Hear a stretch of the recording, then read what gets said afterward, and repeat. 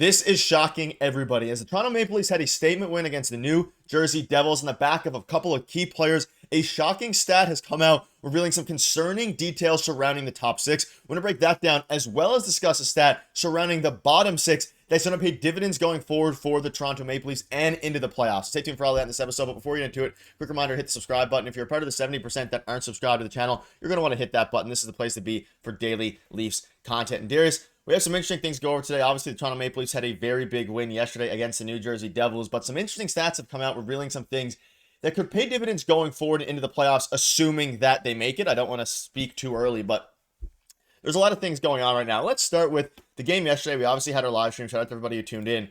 But we're going to dive right into it here. And it starts with Steven Lorentz. Now, obviously, he had an unbelievable game yesterday. He had 2 points. He's 1 point shy of his total from last season through 38 games. How it started versus how it's going. And obviously, some very cool things came out about him. We know that back is a very long time ago. It said where he'll be in 15 years playing in the NHL with the Leafs. And that is exactly what happened. But there's Steven Lorentz had a game to remember. And obviously, again, he's not going to be a guy who puts up a ton of points. But what he is going to do is be an unbelievable, at this point, from what we're seeing, fourth liner for this team. And whether that's 15 points, 20 points, whatever it is, he had a goal and assist yesterday, and he looked very, very good out there. And this is going to be very important for the Toronto Maple Leafs throughout the regular season and as they prepare themselves for playoff hockey.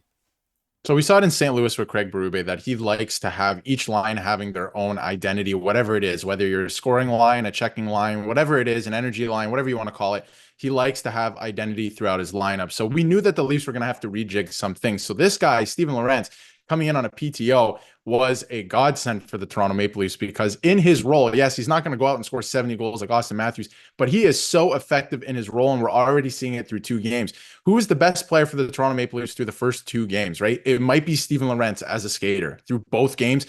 And, you know, second place would be either of the 2 goalies, which we'll get to in a minute as well. But Steven Lorentz in his role, he's added something to the Leafs that they've needed for a long time, and that's energy on the fourth line. I talked about it on stream, like you mentioned, that, you know, when you play on the fourth line, and this has been my problem with the Leafs the last couple of years, he plays so hard and so heavy, and it's because he can. You're only playing 8 to 10 minutes a night. I think he played a little bit more yesterday because of the penalty kill, but you're only playing around 8 to 10 minutes. So, you know, you're not playing 25 minutes or 23 minutes like some of the top end guys. Go out there and play hard every shift. That's what he's doing. He's creating chances. He created that goal out of nothing yesterday, right? Playing heavy on the boards. It freed the puck up for David Campbell. And then, of course, he's not looking for the perfect shot. He just backhanded the puck towards the net and it went in. It was a nice goal. So he's doing his job for the Leafs right now. And over the course of the season, he's going to play a big role in the Toronto Maple Leafs. And not just the season. When it comes time to the playoffs, driving the net and those heavy plays, they make a difference. So this has been probably one of the best signings that they made through this offseason.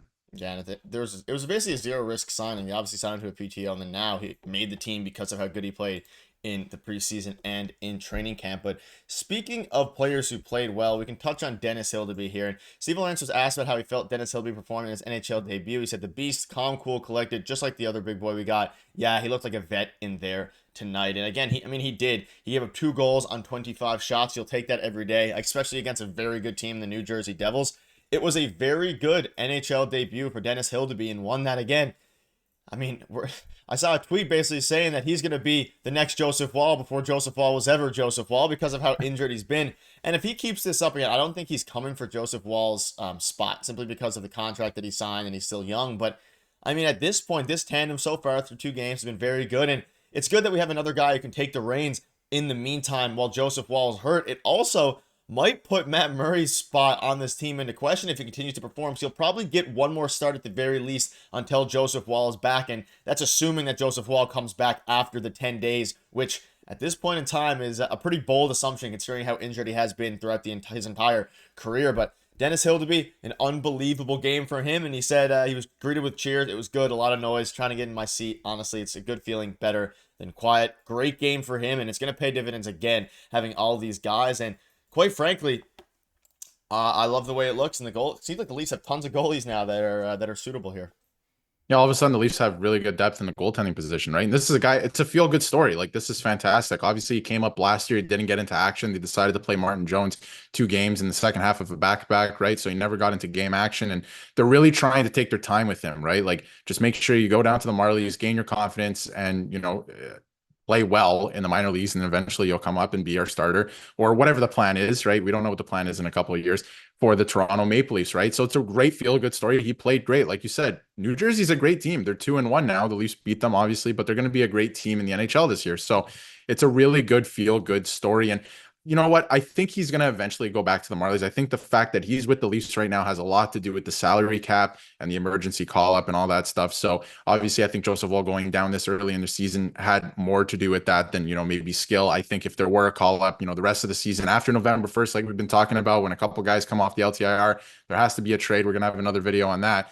But once that happens, I think it's more likely than not that Matt Murray will be the guy coming up just because of NHL experience. And that's why they have him. I think that's why Matt Murray's still around, to be that third guy just in case something happens. But Hildeby is a good insurance plan anyway, right? He played great. We know he's the next guy. But I think the plan is for Hildeby to keep him sane, really, is go down to the Marlies, hone your craft, be a really good goalie down there in the AHL, get your confidence up, and then eventually you'll be that guy and you'll be steady in the NHL. But nonetheless, I mean, he played fantastic last night, and it's good signs for sure.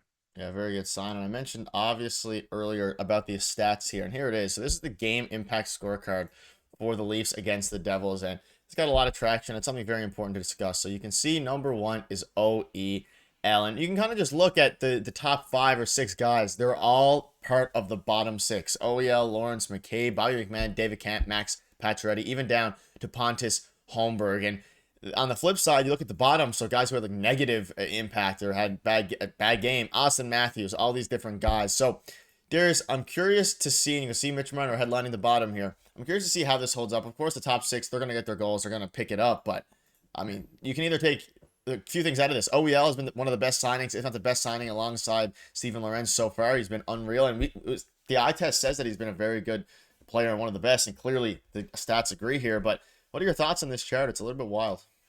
So the thing is, this year heading into the season, the Leafs have obviously changed their entire coaching staff and they're playing a different system. And it's very evident through 2 games, right? So the bottom 6, and I'm not saying the top 6 hasn't done this, but the bottom 6 has very obviously bought into whatever it is that they've changed. It's very obvious, right? And that third line, I wouldn't break it up right now. I would love to see Robertson in the top 6, and I'm sure that's what he wants. But the way they're buzzing right now with him, Pacioretty, and Holmberg, I wouldn't change that. And obviously we know what the fourth line's doing. So they have bought in. And obviously I think the defense has been great. OEL has been a great addition. We saw it last night, what he can bring to the lineup. But the bottom 6 is bought in. Top 6, haven't seen that yet. I don't think I would change anything yet. I feel like they just have to kind of get to it mentally right now. And I think that, the switch is going to flip at some point. But through 2 games, it hasn't yet, right? And yes, they're checking harder and they're trying those plays. And Mitch Marner, does look good defensively through 2 games. But right now, I don't see, 100% buy-in from them yet. It's going to come, and maybe they won't score as much as previous years, but the style of hockey will win them more hockey games, and especially when the hockey games matter. So that's what I've seen through the first 2 games. They're just going to have to buy in. It's got to flip mentally for them, right? And once they understand it, once they get it, then they'll get it and they'll be flying. But it hasn't gotten to them yet. But clearly it has to the bottom 6. They've been playing great and carrying the team through the first 2 games. And I think that they probably should have won against Montreal, but that's hockey. Sometimes you win, sometimes you lose, even if you deserve to win or lose. So, the bottom 6 gets it so far. Yeah, and if they can continue to sustain that, the bottom 6 that is, then once the top pairing start to get their foot under them, and again, in the first game, they could have easily had 2 or 3 goals. Matthews could have had a couple. He could have had one yesterday. He hit the post a couple times against the Canadians on Wednesday. So there is still some things to look up regarding the top 6. I think everything will work out in the end for them, but they do have to buy in more. Willie's look bad, Marner's look bad, Matthews hasn't looked great either. I think you maybe want to consider splitting up that top line, splitting up Matthews and Marner, changing things up, but that'll be a conversation for another day, and we'll ultimately see what happens when they take on the next game tomorrow against the Pittsburgh Penguins. But that'll wrap it up. Let us know in the comments your thoughts are on this, and what are you feeling heading into a very interesting game tomorrow against the Pittsburgh Penguins. Thank you guys for watching. We'll see you then.